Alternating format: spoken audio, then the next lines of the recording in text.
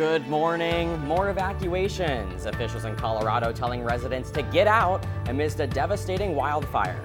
Where the fire is spreading to, and a look at the damage just ahead. Meanwhile, a massive iceberg discovered just off the coast of Antarctica. This morning we'll tell you what experts are saying and just how big the iceberg is. And falling out after sweltering temperatures all week, a cool down is coming this weekend. In moments, just how low we will go. Get the coffee ready and open up those eyes. You're waking up with Cardinal weather. From Ball State Unified Media, you're waking up with Cardinal weather.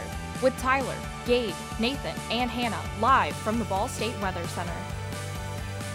8 o'clock on your Friday morning. Good morning to you. Thank you so much for starting your day off with us. Not only is it Friday, but it's the Friday before fall break. I'm Tyler Brumman. Yeah, I'm Gabe Pro. Finally, some fall-like weather is here for those who've been awaiting it. Nathan's going to have more on that coming up. Yeah, but we do have some very serious news to get to out west this morning. Yeah, we do. In Colorado, a Colorado wildfire is forcing a new round of evacuations. The Decker fire is burning in Chaffee County. The new evacuations affect people living above the Mountain Vista Village mobile home park. Evacuees are being asked to go to the Chaffee County Fairgrounds. The fire has burned more than 2,200 acres, mostly in the remote Sangre de Cristo wilderness. Right now, it's about 5% contained. So imagine the city of Los Angeles just floating out in the ocean. Well, that is how big this iceberg is. You see it there, named D28.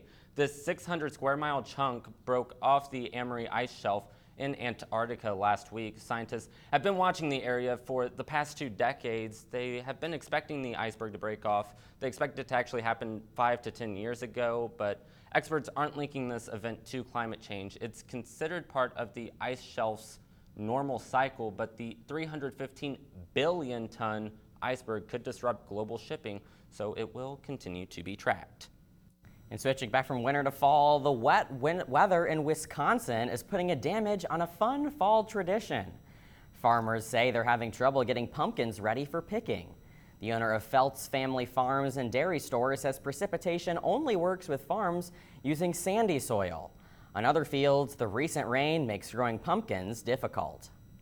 They're a little better when they're dry, and now once we get to fall, you want kind of dry and cool, or else they start to rot. Felt's Family Farm says it has managed to grow about 2,500 pumpkins for this season. They say the perfect pumpkin is usually deep orange with a very large green stem. The more you know. And also this morning, we are learning that dozens of cities from across the country experienced their hottest September in more than a century. More than 100 cities nationwide had a top 3 warmest September, while more than 50 cities experienced their hottest September on record. Warmth was even recorded here in Indianapolis. The monthly average was 7 degrees above average. Indy also hit its 3rd driest September on record. And you know, Gabe, we felt it. It was hot in Indy, it was hot here in Muncie, it was just really hot everywhere, and I'm happy that we finally have those fall-like temperatures this morning. Yeah, really several weeks at 80 degrees or above. Yeah, so Nathan, how cool is it going to, how long will it stay? Yeah, some nice fall temperatures coming our way this weekend into next week, but as we look back toward the month of September, unbelievable statistics here. 7 degrees warmer than the monthly average, 1.8 less precipitation than the monthly average as well. Also some instances of strong thunderstorms here across the area, but nothing severe. Thanks to our own Liz Sepchek for looking up some of these statistics for us. Current temperatures out there, we're sitting at 48 here in Muncie, 49 in Richmond, and 45, a cool temperature there in Marion this morning. That's true across the state as well. This morning, 52 in Bloomington, 49 in Shelbyville, and good morning to you in the Circle City. You're sitting at 51 degrees. Now just take a minute and soak in everything on this graphic right here. Unbelievable 24-hour temperature change to where we were at this time yesterday. 28 degrees colder this morning compared to yesterday morning in Muncie, 23 in Kokomo and 15 in Fort Wayne.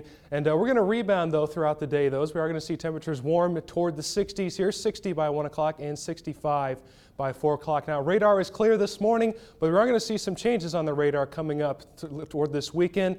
All the details coming up in my full forecast. Okay, Nathan, thank you so much. Well, while we had a dry September, the Chicago area is drying out this morning from heavy rain earlier this week that caused flash flooding. Take a look at this.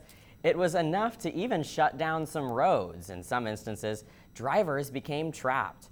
The good news is water is now receding in the area and no injuries were reported. Meanwhile, a Sarasota business is donating thousands of dollars to the Bahamas for Hurricane Dorian relief, and they actually didn't have to go far to collect donations. For years, customers have been leaving dollar bills on the walls of Siesta Key Oyster Bar. You see it there. The tradition includes leaving a note on the bill, but once staff saw the damage left in the nearby Bahamas by Hurricane Dorian, they decided to take down the money and use it for good. It took the staff about a month to get the bills off the walls. In the end, they had nearly $14,000 to donate. How cool is that? Wow, very cool story. Well, moving on this day in weather history, weather played a key role in the Battle of Germantown in 1777. The city outside of Philadelphia was the site of a Revolutionary War battle led by General George Washington. The plan called for an early morning American ambush of a 9,000-troop British garrison led by General William Howe. Washington's 4 different units of troops were initially successful in the ambush until the men lost their bearings in dense fog. The American troops became disoriented and there were some instances of friendly fire. In the end, the American army was forced to retreat, but Washington considered it a moral victory. 152 Americans may have lost their lives, but only the bad luck of the dense fog prevented an American victory. And yes, as we mentioned this morning, it's a bit chilly. Soon, within a couple of weeks on average, we're going to be dealing with frost. Dude, I am not looking forward to it. Me We're going either. to be breaking down the science behind frost in just a moment. That's coming up after your weather now.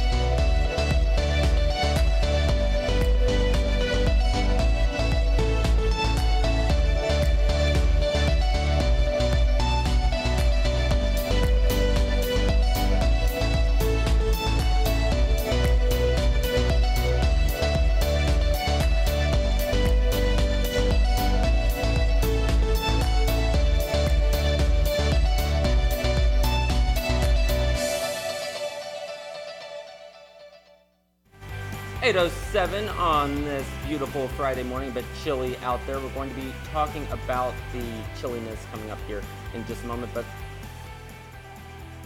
people have died this year in the worst outbreak of a mosquito-borne illness called Triple E the country has seen in decades. Scientists are working to figure out why the disease is spiking. CNN's Brian Gringus tells us what experts are saying and what we can do about it. While a Rhode Island baseball team squeezes in a late summer practice, up above, something is happening in the state for the first time in nearly 30 years. Aerial spraying to kill mosquitoes, a last line of defense in the state's fight against Triple E. There are certain conditions like this year where we have to go above and beyond those normal measures because people's health is at risk. Eastern equine encephalitis, or Triple E, is a virus transmitted by mosquitoes through a mosquito bite and can cause a rare brain infection, sometimes death.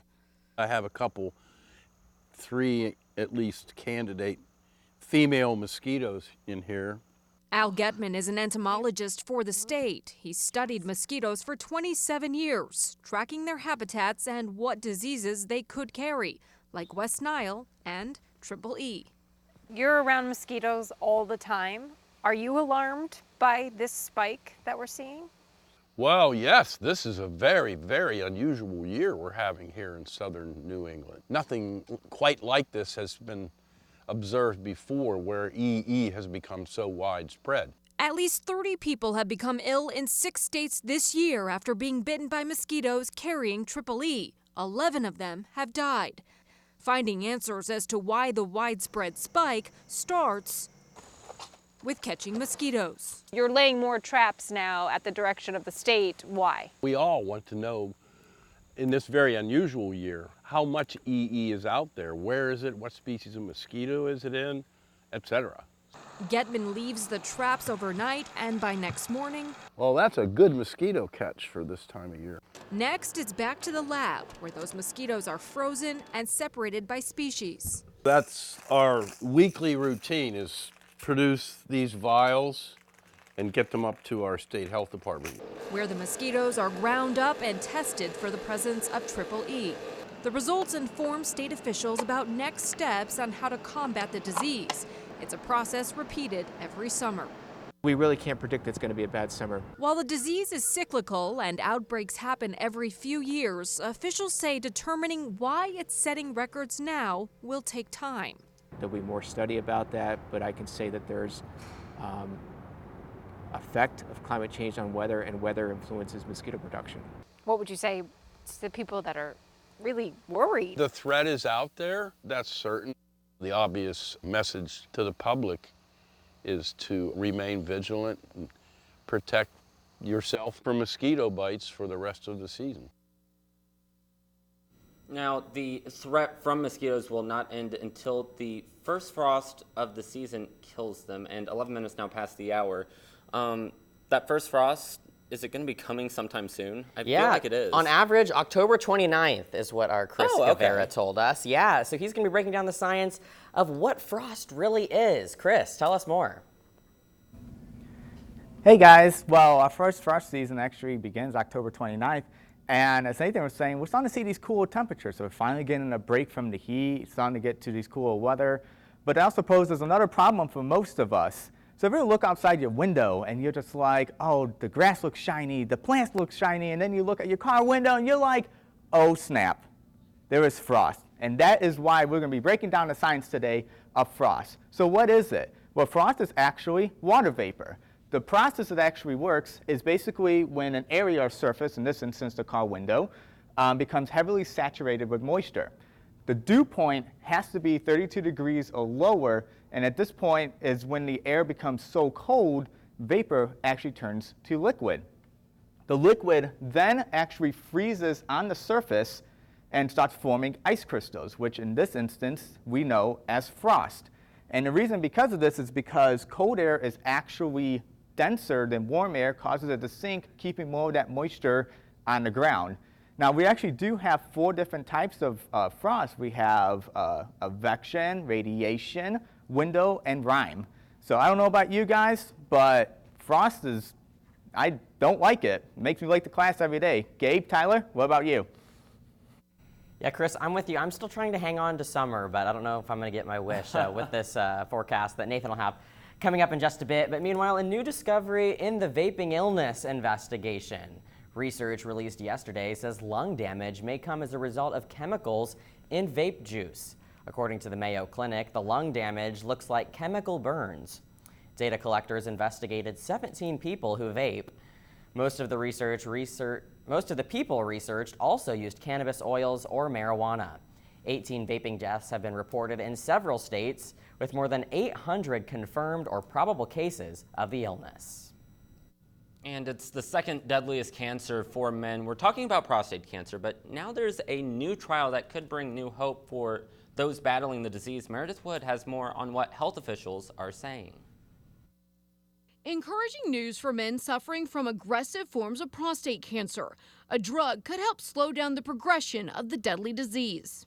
This study really looked at men who had progressed or for whom standard of care therapy was no longer working. The drug olaparib was shown to delay the disease progression in men with metastatic castrate-resistant cancer and mutations in their HRR genes. Castrate-resistant means that the cancer keeps growing even when the testosterone levels in the patient's body have been drastically reduced. The men that were treated in this trial, it reduced the chance of progression or death by 66%. And men who were on this agent more than doubled the time that they benefited from treatment compared to standard therapies. The drug is sold under the brand name Lynparza. It's currently used to treat adults with other cancers, including ovarian, fallopian tube, and certain types of breast cancer. But manufacturers hope to get it approved as soon as possible for prostate cancer. According to the American Cancer Society, about 1 out of 9 men will be diagnosed with prostate cancer, and it's more common in older and African American men. It's the second deadliest form of cancer for men behind lung cancer. For today's Health Minute, I'm Meredith Wood. As the new trial for this drug continues, we will, of course, continue to keep you updated. Now, it's been a busy week for news, and we have what you need to know in our first ever Cardinal Weather News Minute. Yeah, very exciting stuff. Can't wait for that, but that's coming up after your weather now.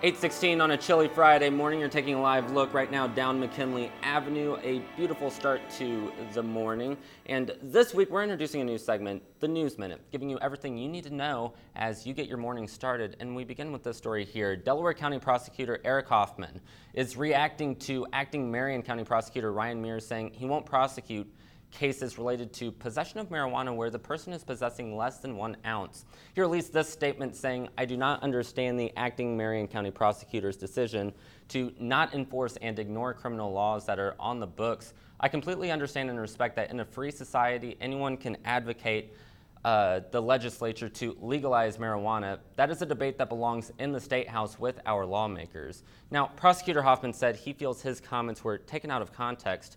He sent out another statement saying, "I have simply said that as prosecutor, I have taken an oath to enforce the laws of the state of Indiana that are currently on the books."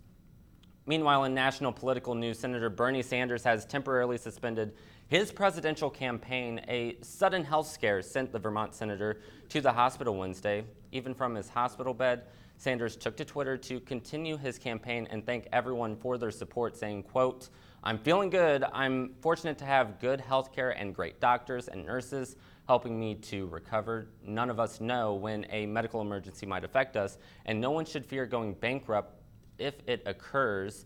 Medicare for all." Earlier yesterday, the Sanders campaign announced the senator will take part in the next Democratic debate on October 15th. And that's your News Minute. And some lighter news. Listen up, guacamole fans. It looks like science is saving the avocado from climate change. Scientists in the U.S. and Mexico have mapped the DNA sequences of several types of avocados, including the popular Hass variety. That now means avocados can be designed to survive higher temperatures and drought. It's too soon to start looking for genetically modified avocados, partly because avocado trees can take at least 3 years to mature. Warmer temperatures for avocados, and we've had a warm September as well. Nathan Gidley, can you let us know, how will those warmer temperatures, are they gone?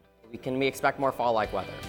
Well, they're gone for the near term here, but we're definitely expecting some more fall-like weather, and things continue to get cooler this morning. 48 degrees the temperature here in Muncie. A nice view of the health building there here in Muncie. 48 degrees again here in Muncie. 51 Indianapolis, 49 in Kokomo. Good morning to you in Lafayette. You're sitting at 45 degrees. Now again, I want to show this graphic again. Just some unbelievable temperature changes in the past 24 hours. 28 degrees colder here in Muncie, 18 degrees colder in Shelbyville, and 19 degrees colder in Indianapolis compared to where we were at this time yesterday. Now, radar is clear right now, but we are watching some of this energy down here to come toward our way later this weekend. We're going to time this out right now on Precision Cast. Things look nice and dry today. We'll call it a partly cloudy to mostly sunny day out there today. Just seeing a few passing clouds throughout the area. Great travel weather expected today and tonight for you folks heading home for fall break today. 65 degrees at high temperature, winds coming out of the north-northeast at 5 to 10 miles an hour, dropping to 61 by 7 o'clock, 57 by 9 o'clock, and 52 degrees by 11 o'clock. Now we start off nice and clear for your Saturday. We are going to start to see some clouds building in by the afternoon hours here. Things still pretty clear by the 6 o'clock hour. By the time we get toward the evening hours, we're going to start to see those clouds on the increase. So through the daytime, we're going to see partly cloudy skies, 71 degrees, east-southeast wind at 5 to 10 miles an hour. Now heading toward tomorrow night, start to see those clouds move in as well as some rain chances here. This is by 11 o'clock late at night. Could see a nice little line of rain showers working its way through. Better chances though overnight. Notice the yellow colors showing up on our map here indicative of some more heavy rain by the time you wake up on Sunday. And those showers are going to linger throughout the day here on Sunday. And really not seeing a lot of rain there early on in the day on Sunday. But the best chance for rain is going to continue throughout the morning hours on Sunday. But we're going to start to dry out, though, as we get toward the later portions of the day on Sunday. It's by 9:30, still seeing a few scattered showers in the morning hours. So 55, that low temperature tomorrow night with some rain showers. Winds come out of the south at 5 to 10 miles an hour. Through the day tomorrow, we could see a few rain showers linger through the noon hour. By the time we get toward the evening, skies start to clear out and things are looking pretty good by the time we get toward the later portion of the day on Sunday. Now, if you're traveling this weekend or heading home for fall break, Monday and Tuesday are going to be fantastic. 66 degrees, mostly sunny on Monday. Sunny skies expected as well as high pressure moves into the area. On Tuesday, 64 degrees. Again, nice calm winds there as well. Beautiful forecast there for fall break. Now in your exclusive MITS 7-day forecast, 65 on Friday, 71 Saturday. Again, that rain chance on Sunday as those showers work their way through. But again, look at those nice fall temperatures next week. 66, 64 before we return to the 70s on Wednesday and Thursday with some more rain chances by the end of the week. All right, Nathan, thank you so much. And now it's time to move over and take a look at a few other stories in the space world. Yeah, joining us is Cameron Chin this morning. Good morning, Cameron. Good morning. Well, in other news, Jupiter is known for its massive ongoing storm, but now scientists have discovered a giant black spot. Could it be a black hole, a prank put on by NASA, or even an unheard phenomenon? None of these theories are correct. The 2,200-mile-long dark spot is actually a shadow. What could be casting a shadow that is the length from New York City to Las Vegas? Jupiter's volcanic moon, Io. Io is eclipsing the sun just like our moon does, casting the giant shadow. The photo was taken in early September from Juno, a NASA spacecraft.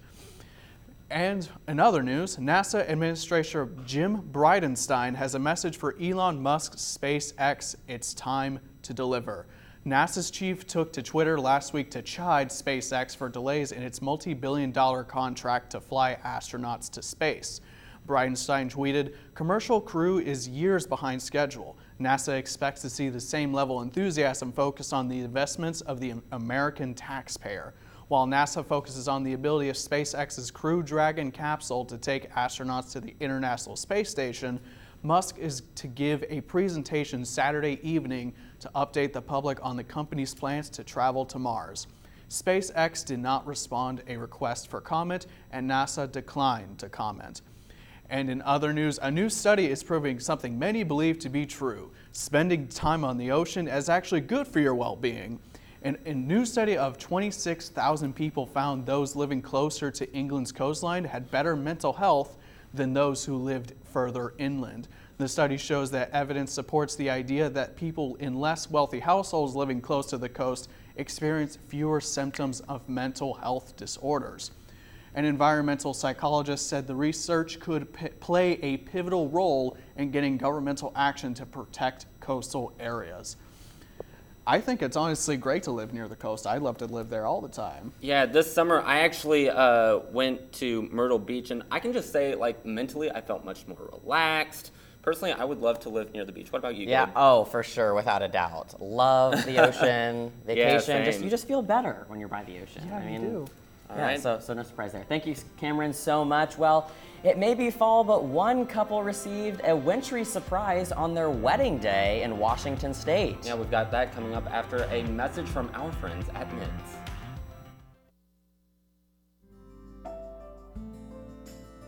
Riding the bus is an easy thing to do.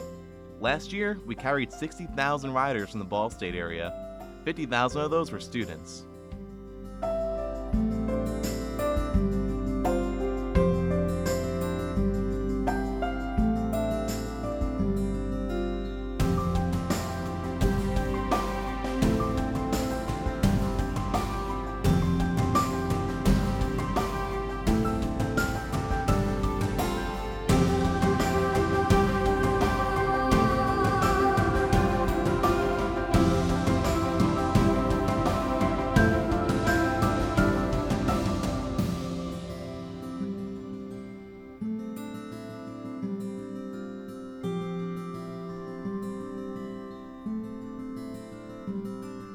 Anywhere you want to go, Mitts will take you there.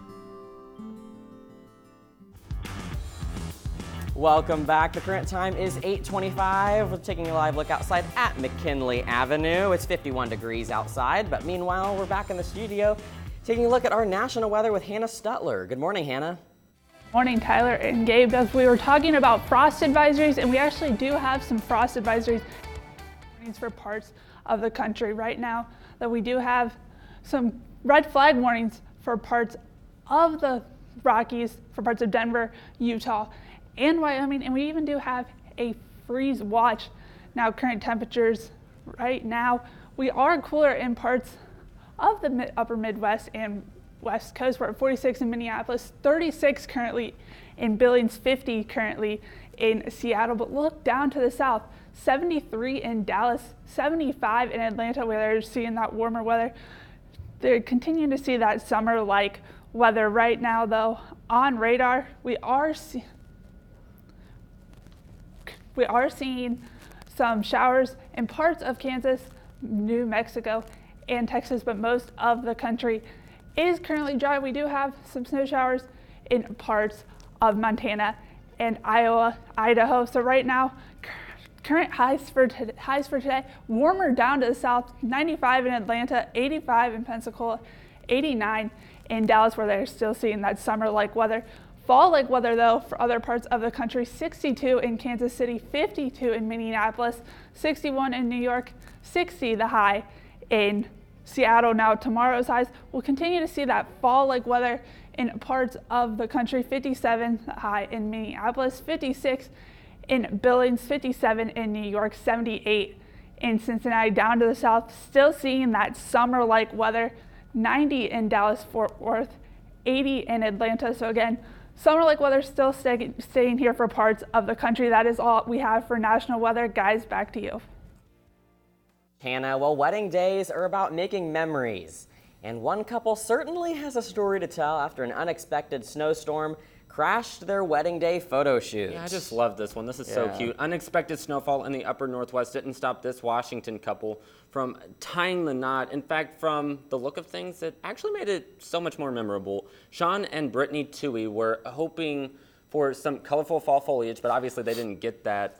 They were hoping for that when they booked their venue in Spokane, but thanks to a record-breaking snowstorm, they ended up with a winter wonderland and really just some amazing wedding photos. The shoot might have broken records. To get this, the party posed for roughly 100 shots in only about 10 minutes before the snow shower turned into an all-out whiteout. And let's talk about something pretty cool. We can all agree tacos are amazing. And guess what? Yeah, I had some last night, actually. Taco Day, so a big day around here. Yeah, it is. According to nationaltacoday.com, which is apparently a website. I didn't know that. Americans ate nearly 5 billion tacos last year. So clearly the delicious tortillas stuffed with yummy fillings, that was in the prompter, deserve their own holiday. Many restaurants like Del Taco, Qdoba, On the Border, Tijuana Flats, and Taco Bell are offering special deals. So go out for some tacos tonight or make them at home. Just don't forget to use hashtag National Taco Day to post on social media. Yeah, we'll be sure to do that. I might be at Taco Bell tonight because Taco Bell kind of sounds good. And you know what else is good? That fall-like weather, Nathan. We're really tacoing about this forecast. Yeah. That's for sure. As we are seeing temperatures in the 60s here for your day today. Again, that nice fall-like weather coming in here. Good travel weather as well if going home for fall break tonight. Again, temperatures warming back to the 70s with that rain chance on Sunday. Nice fall, comfortable temperatures return next week, and temperatures return to the 70s by the end of next week. Okay, Nathan, thank you again. That's all for Cardinal Weather this morning. Thanks for joining us. Yeah, have a nice fall break. We'll see you next week.